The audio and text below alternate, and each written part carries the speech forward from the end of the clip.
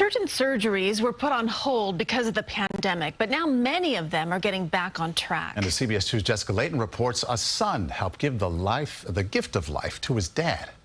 That's good pizza. Sitting in his own pizzeria, Jimmy Masiris enjoys a slice with his surgeon and his son, the two men who saved him. For the past few months, the longtime owner of Linwood Pizza in Fort Lee was not only struggling to keep his business alive. It was difficult. I tried to balance everything as much as I could. The 64-year-old was fighting to survive himself.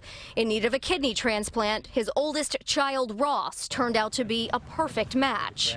I was very happy and grateful that I did have a match, but on the other hand, I felt guilty. I didn't want to put my son through that. I reassured them that I never thought twice about it. I wasn't scared about it, that they would all do this for me. I would do it for anyone in the family. But as the pandemic hit, local hospitals were forced to put surgeries on hold. Jimmy's transplant was one of them. It was pushed back more than a month.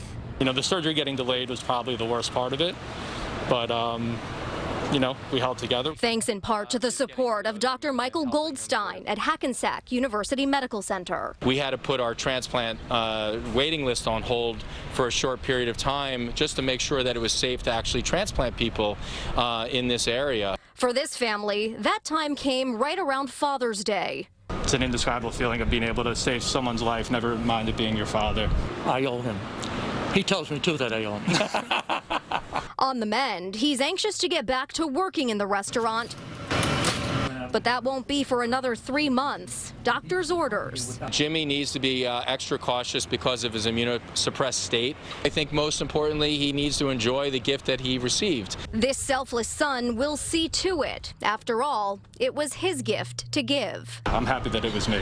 Making sure there are many more celebratory selfies. Cheers. And shared slices. Jessica Layton, CBS 2 News.